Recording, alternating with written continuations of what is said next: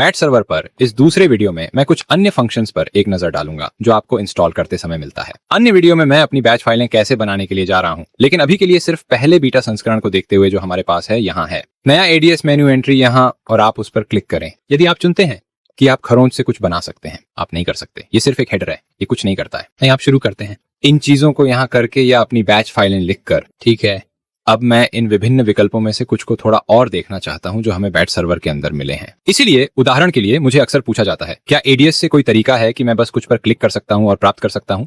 ये खुलने के लिए किसी विशेष प्रोग्राम में एक फाइल आप बैट सर्वर के जरिए है। मेरे पास आत्मीयता फोटो है जिसे मैं प्राथमिकता से उपयोग करता हूं, क्योंकि आप इसके लिए एक बार भुगतान करते हैं, हर महीने नहीं। इसलिए मैं कुछ सेट करना चाहता हूं जो एडीएस से सीधे आत्मीयता तक एक स्टाइल इमेज भेजेगा। इसलिए मैं नया एडीएस एंट्री बनाने और बिन से खुलने के लिए आने जा रहा हूं। तो किस तरह की चीज? यदि आप डिफॉल्ट कहते हैं तो ये कुछ भी खोलेगा। मैं सिर्फ स्टिल करना चाहता हूं, मैं ऑडियो वीडियो नहीं करना चाहता, इसलिए मैं सिर्फ स्टिल जाऊंगा। और इसका मतलब है कि ये विकल्प केवल बिन में किसी भी स्टिल पर दिखाई देगा। फिर मैं ठीक जा रहा हूं और अगली बात यह कहने जा रही है कि आप किस प्रोग्राम को खोलना चाहते हैं। इसलिए मैं C drive program files .affinity photo पर जाने जा रहा हूं। एफिनिटी फोटो निष्पादनीय ढूंढें और इसे चुनें। क्या आप इसे बिन में या टाइमलाइन में चाहते हैं? मान लें कि बिन खुला है और मैं इसे एफिनिटी फोटो क्लंक के साथ खुला कहूंगा। इसलिए मैंने अब एफिनिटी फोटो के साथ अभी भी छवियों को खोलने का विकल्प बनाया है। यहाँ बिन में वापस जाएं। अभी तक छवि नहीं मिली, इसलिए बस एक लेने दें। हम वहां हैं। अब अगर मैं उस पर राइट क्लिक करता हूं तो मुझे अब इसे एफिनिटी फोटो के साथ खोलने का विकल्प मिला है। अगर मैं वीडियो के किसी टुकड़े पर राइट क्लिक करता हूं तो ये वहां नहीं है, वह विकल्प नहीं है। ऐसा इसलिए है क्योंकि मैंने इसे बताया है कि ये केवल अभी भी छवियों के लिए एक चीज है। इसीलिए राइट क्लिक करें, एक आत्मीयता फोटो खोलें और 1 सेकंड इंतजार करें। आत्मीयता की तस्वीर पॉपअप होती है। ये बात है जिसने अभी भी इसे आत्मीयता में डाला है। मैं आत्मीयता चीजें कर सकता हूं और इसे बचा सकता हूं। यदि मैं इसे ऊपर से सहेजता हूं तो यह स्वचालित रूप से बिन में अपडेट किया जाएगा। अगर मैं बस ब्ला ब्ला ब्ला ब्ला ब्ला ब्ला इसे बचा लें, विज्ञापनों पर वापस जाओ, वहां मेरी अभी भी छवि है और उन सभी परिवर्तनों के साथ, और मैं स्पष्ट रूप से बस राइट क्लिक कर सकता हूं। आत्मीयता पर वापस जाओ, ब्ला ब्ला। लेकिन यह बहुत अच्छा है। उम्र के लिए लोगों ने मुझसे पूछा है कि आप इसे एक विशिष्ट कार्यक्रम के साथ कैसे खोल सकते हैं। खैर, अब आप कई अलग अलग विकल्प सेट कर सकते हैं। मेरे पास वीडियो के लिए अलग अलग हो सकते हैं, इसके लिए अलग अलग, इसके लिए अलग अलग हो सकते हैं। बहुत ही सरल छोटा सा विकल्प। और क्या? एक और चीज जो मैं उपयोग करता हूं वह यहाँ है। आपके वीडियो का एक उच्च गुणवत्ता वाले डिइंटरलेसेड संस्करण बनाने के लिए डिइंटरलेस। ये वही है जो केवल तभी उपयोगी है जब आपके पास इंटरलेस वीडियो हो।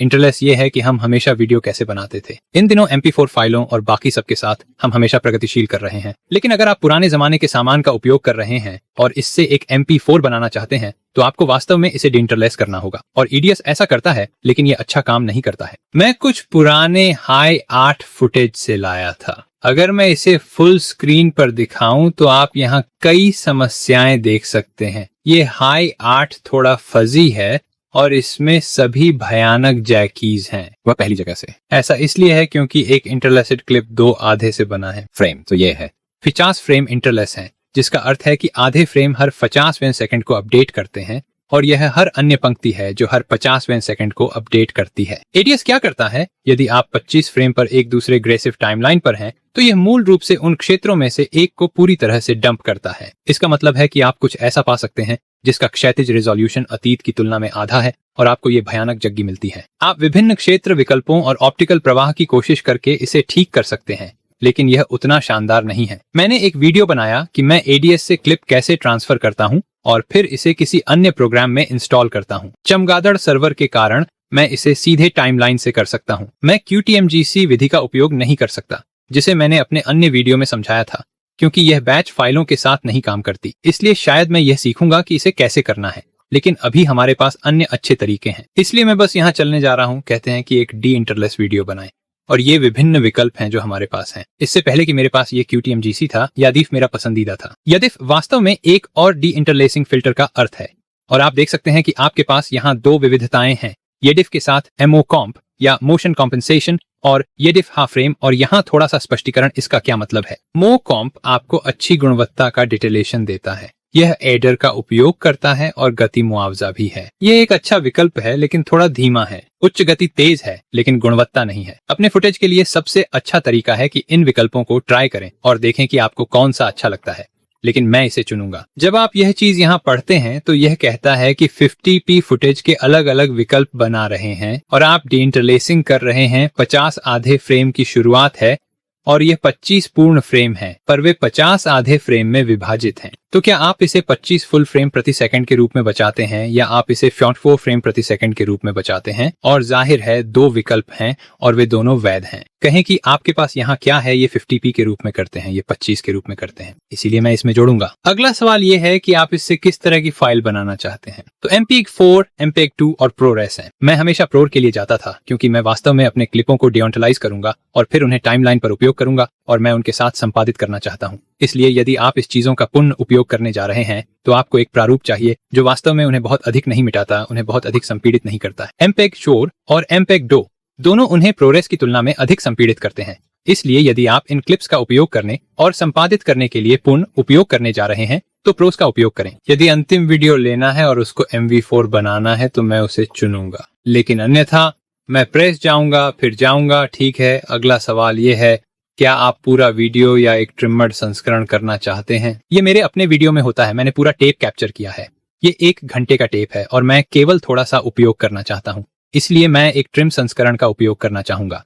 मैं सिर्फ उस बिट का उपयोग करना चाहता हूं जो टाइमलाइन पर उपयोगी हो। जाहिर है कि पूरे वीडियो या सिर्फ उस बिट को करने का विकल्प है। ठीक है, आप ये बिन में या टाइमलाइन पर कहां आना चाहते हैं? पहले जैसा ही है, इसीलिए मैं टाइमलाइन उपयोग करूंगा। ठीक है, उसे एक नाम दें। हाँ, बिल्कुल खुश हूं। मैं अब इस क्लिप को डीइंटरलेस करने के लिए इसका उपयोग करना चाहता हूं, इसलिए पहले की तरह राइट क्लिक करें, डीइंटरलेस बनाएं और यह जाने वाला है। लेकिन यह बात कहता है किनारों परियोजना को सहेजें और फिर से प्रयास करें। आमतौर पर यदि आप टाइमलाइन से बाहर कुछ भी कर रहे हैं तो पहले किनारों को सहेजना जरूरी है, इसलिए इसे सेव करें।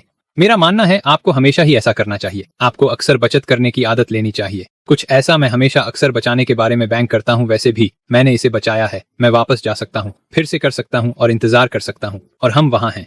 ये हो चुका है। तो चलो इसे टाइमलाइन पे पॉप करते हैं। इसे खोलें और आप देख सकते हैं कि यह बहुत बेहतर है। ये दूसरे से ज्यादा चिकना है। मैं इसे दूसरी जगह रखना चाहता हूँ। यह पहले उन सभी जगहों को देखने से पहले है जो यहाँ चारों ओर हैं, इन विकर्ण और ओजगियों के साथ, और यह त्वरित संस्करण का उपयोग कर रहा है। अगर आप धीमी संस्करणों या अन्य में से किसी का उपयोग करते हैं तो आपको बेहतर परिणाम मिल सकता है।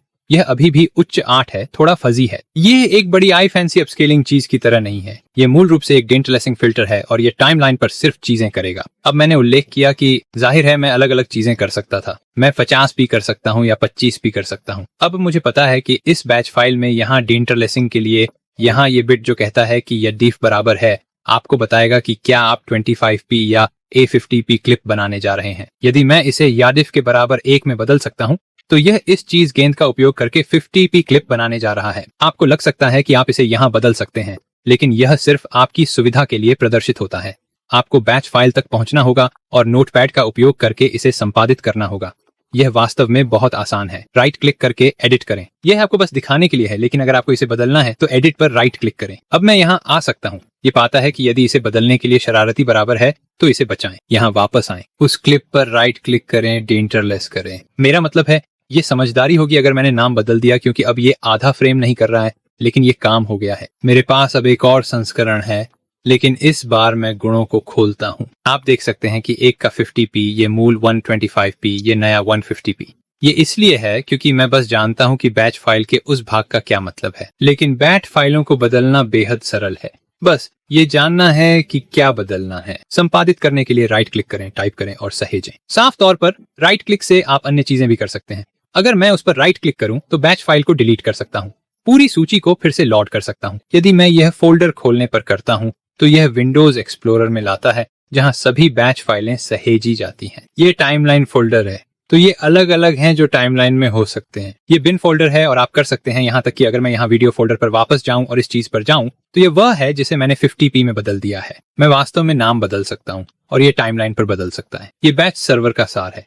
आप एक बैच फाइल बना रहे हैं जो एक टेक्स्ट फाइल है जिसमें कुछ कमांड्स होते हैं।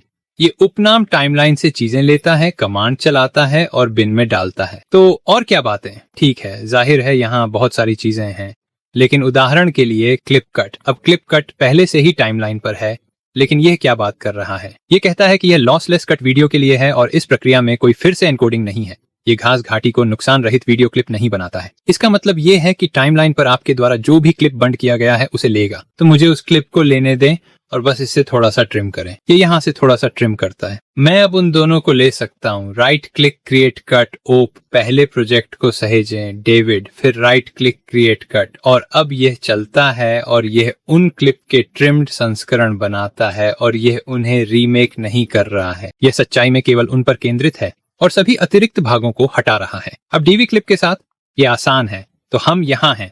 ये वह डीवी क्लिप है जिसे ट्रिम किया गया है। पॉप को टाइमलाइन पर डालें और आप देखेंगे कि ये मूल के बराबर लंबाई का है। ये क्लिप फिर से उसे ले लें, इसे टाइमलाइन पे पॉप करें और ये मेरे मूल के समान लंबाई नहीं है, ताकि एक बिल्कुल समान हो। ये एक समान नहीं है। इसका कारण ये है कि यह आई फ्रेम से बना है, इसीलिए यह पूरी तरह से पूरा फ्रेम है। इसीलिए एक पूरे फ्रेम से दूसरे पूरे फ्रेम में काटना बहुत बहुत आसान है। यह H.264 से बना है, जिसे वास्तव में कैसे फिल्माया जाता है और संग्रहित किया जाता है। H.264 बहुत आम है। H.264 की खास बात यह है कि यह कभी कभी पूरे फ्रेम और फिर फ्रेम के बहुत से छोटे हिस्सों से बना होता है, इसलिए यह बहुत छोटा है। लेकिन इस काटने वाली चीज के साथ ये केवल आई फ्रेम पर काट सकता है, इसलिए यह निकटतम आई फ्रेम पर जाता है और इसे काट जाता है। यही कारण है कि ये मूल के समान लंबाई नहीं है।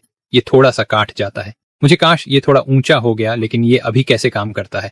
ये थोड़ा सा काट जाता है यदि आप इसे लेते हैं और इसे किसी भी चीज पर उपयोग करते हैं जो H.264 H.265 MPEG-2 है। ये इसे नहीं बदल रहा है, लेकिन ये टाइमलाइन पर आपके क्लियो से बिल्कुल मेल नहीं खाता है। ये उस सर्वर के साथ कोई समस्या नहीं है। ये FMX चीज कैसे काम करती है। ये टीवी, प्रोर्स, ग्रास, लहक आदि जैसे आई फ्रेम क्लिप पर वास्तव में बहुत अच्छा काम करता है। लेकिन ये बात यही है। अब जाहिर है ट्रिमिंग के अन्य तरीके हैं। मैंने जिस टाइमलाइन से गुजर लिया है पर क्लिप, विभिन्न वीडियो क्लिप को लेने के लिए मैं AAF का उपयोग करता हूँ। टाइमलाइन पर बिट्स ऑफ। इसे केवल उन बिट्स तक ट्रिम करें जिन्हें उपयोग किया जा रहा है। मुझे लगता है कि इस क्ली ट्रिमिंग चीज का उपयोग करने का नुकसान ये तथ्य है कि ये नहीं करेगा। सटीक रूप से यदि आप क्लिस का उपयोग कर रहे हैं, जहां सब कुछ एक पूरा फ्रेम नहीं है और आप अतिरिक्त हैंडल नहीं जोड़ सकते हैं। इसीलिए हाँ, मुझे टाइमलाइन पर क्लिपिंग पसंद है और अगर मुझे इसे ट्रिम करना है तो थोड़ा स्पेयर रखना पसंद करूंगा। बाद में घूमना। आप इससे ऐसा नहीं कर सकते। अगर आपको हैंडल जोड़ने जैसी चीजें करनी है तो मैं देखूंगा। एक F करना इसके बजाय। इसलिए यह एक अच्छा विकल्प है, बस ध्यान में रखें। ये क्या करता है और सीमाएं क्या हैं और मैं क्या करूंगा। कहें कि वर्तमान में बीटा के साथ कभी कभी यह ठीक काम नहीं करता। MP4 फाइलें और अन्य ऐसी चीजें। जाहिर है कि आपके पास यहाँ कई अन्य चीजें हैं, जैसे कि एक विशेष प्रारूप बनाना। आप ट्रिम बिट का उपयोग कर सकते हैं और इसी तरह चला सकते हैं, यह बताएं कि कहाँ जाना है। हालांकि यह सब स्पष्ट है और एक बाहरी SRT फाइल के साथ संयुक्त काफी दिलचस्प है। इसलिए मुझे ये बात बहुत पूछी जाती है। मैं बस जा रहा हूँ, चलो इसे बिन में करते हैं, बाहरी SRT जोड़ते हैं, है ना। इसलिए मैं बिन पर जाने जा रहा हूँ। मैं अपने ADS सितंबर अपडेट चुनने जा रहा हूँ। राइट क्लिक करें और कहें क्रिएट एक्सटर्नल SRT जोड़ें। यह कह रहा है कि SRT फाइल कहाँ है, इसलिए मैं उसका उपयोग करूंगा जो ADS ने बनाया था। ठीक है, और इसके साथ आगे बढ़ेंगे। अब ये आगे चला गया है और इसने एक नई फाइल बनाई है जिसने उस उपशीर्षक फाइल को वीडियो क्लिप के साथ डाला है। लेकिन आप ध्यान दे सकते हैं कि इसने बिन में कुछ भी नहीं डाला है। ऐसा इसलिए है क्योंकि ये बनाता है जिसे MKV फाइल कहा जाता है, जो कुछ ऐसा है जो EDS लोड नहीं करता है। वास्तव में ये फाइलें लोगों के लिए सबटाइटल और अलग ऑडियो ट्रैक संग्रहित करने के लिए बहुत सामान्य हैं। हालांकि अधिकांश संपादन प्रोग्राम इसे लोड नहीं करते हैं क्योंकि यह वास्तव में एक फिल्मांकन प्रारूप नहीं है। असल में यह सिर्फ एक अंतिम फाइल बनाने का तरीका है और बहुत सी चीजें इसे नहीं चलाती हैं। यदि आप इसे USB पेन और टीवी में चिपकाते हैं तो यह शायद नहीं चलेगा। अब मेरे पास यहाँ VLC है जो इसे ठीक खेलता है। इसलिए अगर मैं उस फाइल को लेता हूँ, डबल क्लिक करें और वहां चला दें। हम इसे यहाँ उपशीर्षक के साथ चला रहे हैं, लेकिन मैं यहाँ मेनू में जा सकता हूँ और उपशीर्षक को अक्षम कर सकता हूँ या वापस आ सकता हूँ और उन्हें फिर से चालू कर सकता हूँ, जैसे ये कहता है कि यह एक DVD था और ये कुछ ऐसा है जिसे लोगों ने बहुत मांगा है। आप उपशीर्षक के साथ MP पोर्ट फाइल क्यों नहीं बना सकते। आप इसे चालू और बंद कर सकते हैं क्योंकि आप वर्तमान में MP4s के साथ नहीं कर सकते हैं। यह उनकी एक तरह की सीमा है। यह आपको बस नहीं देता है। आप उन्हें जला सकते हैं, लेकिन फिर वे स्थायी रूप से वहां हैं। आपके पास वास्तव में उपशीर्षक एक अलग विकल्प के रूप में नहीं हो सकते हैं जिसे आप चालू और बंद कर सकते हैं। यही आप एक MKV फाइल के साथ कर सकते हैं। और अब बैट सर्वर की सहायता से मैं वास्तव में इसे एक विकल्प के रूप में जोड़ सकता था। एक और दिलचस्प बात हम यहाँ कर सकते हैं, वह है फाइल को स्थायी रूप से हटाने की क्षमता।